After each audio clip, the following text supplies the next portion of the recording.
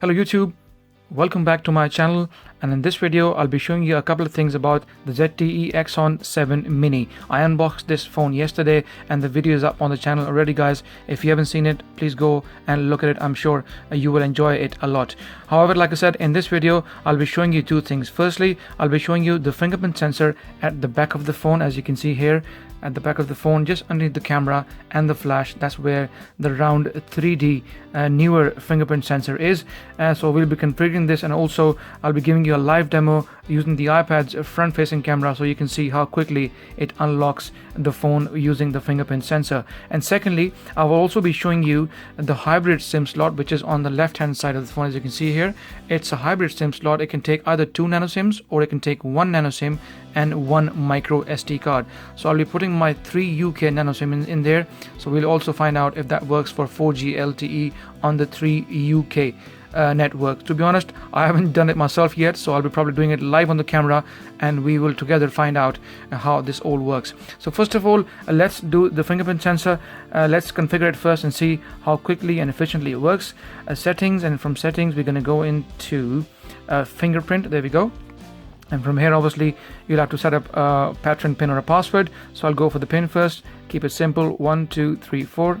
Continue. 1 2 3 4. Continue. And then we will obviously register our fingerprint sensor. There we go. And I'll start with the right index finger, and then I also configure the left index finger as well. Okay, so you can see on the camera now, on the iPad's front-facing camera, I'm trying to configure it, so you can obviously see how quickly it registers my fingerprint sensor. It seems pretty okay, pretty fast so far. Okay, record the edge. Is asking me to move it around a bit. There we go. Boom, pretty straightforward and pretty fast. Okay, now I will go into the fingerprint sensor again, add fingerprint, and then use my left index finger to configure as well. There we go. This time around, hopefully the movement is going to be a bit more accurate, because it was asking me earlier to move it across. Okay, around the edges. There we go. Boom, boom, boom, and less than a minute we're able to configure that as well. Cool. Okay, this is all set up now, so let's have a look and see how quickly this actually works. So you can look at the iPad's front-facing camera, and 1 2 3 go. There you go. So straight away, straightforward, pretty quick. Try it once more. There we go. And once more. There we go. Straightforward, and it's working with no problems so far. Okay, so let's try the right index finger now and see if that works the same way as the left one. Boom. There you go. Once more. There you go. And once more. So it's pretty straightforward, instant, and no issues from what I can see so far. I've been using it since yesterday, guys. I configured it obviously earlier as well, but for the sake of the video, I took everything off to show you live how to configure and use the fingerprint sensor. So to me, pretty straightforward, and it works every single time and almost 100%. I'm yet to miss even one, so far so good. Okay, something else I wanted to show you about this fingerprint sensor.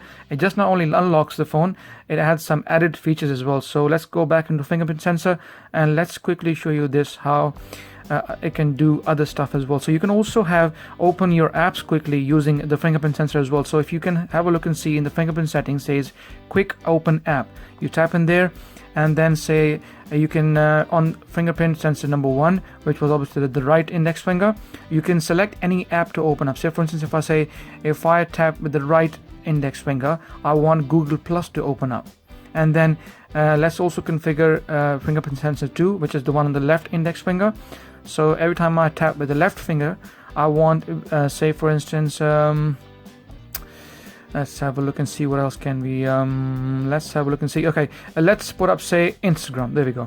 So if I tap with my left fingerprint sensor, which is number 2, Instagram, and if I tap it with right, it should be Google Plus.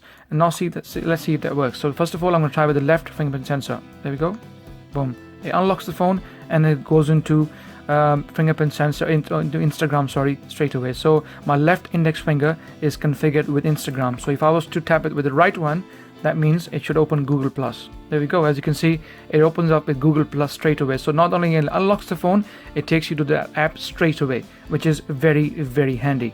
So so far so good, and it looks alright to me, pretty accurate, and the extra added functionality obviously helps in using your apps on a day-to-day basis. Now also let's have a look at the hybrid SIM slot. The SIM slot is located on the left hand side, as you can see in the video here. So let me just use then this SIM ejector tool to open the tray up. Okay, you gotta just tilt it a bit, there we go. Okay, so this is the hybrid SIM tray. So let's have a look at the tray a bit more closely.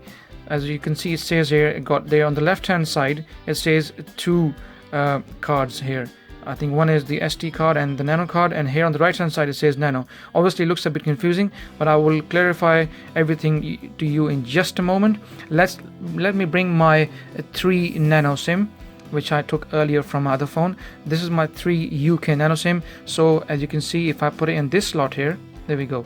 So this is the nano SIM, which fits in straight away pretty easily. But the question is, how is this SIM going to fit on the left hand side if the phone manufacturer is saying that the phone can take 2 nano SIMs? Also, if you have another SIM, you can put it right across here onto the other side. There we go, just like that.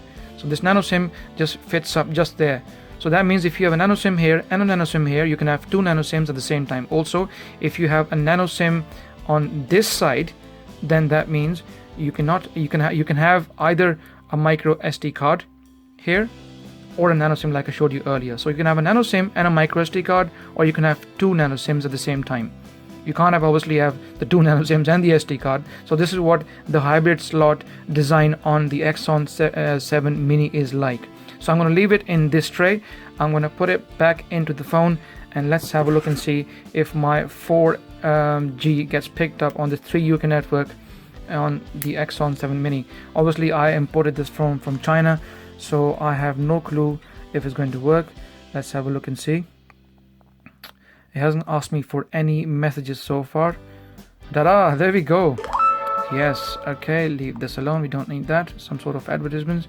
Obviously all my notifications are going to come across, but the good thing is that on the top right corner you can see that you have 4G from 3 UK. So very happy. On my OnePlus, by the way, I'm sure those of you who follow me, you must have seen LTE on top and not 4G. And 4G and LTE are both different standards. Obviously I can't explain in detail in the video, it will take far too long. But for those who are watching, and if you're concerned that you want to have 4G standard on your phone, if you get a ZTE Axon 7 mini or even the ZTE Axon 7, if you're going to be putting in 3 UK network, then you can surely have a 4G on your phone on the Axon 7 and also on the Axon 7 mini as well. So this is good news.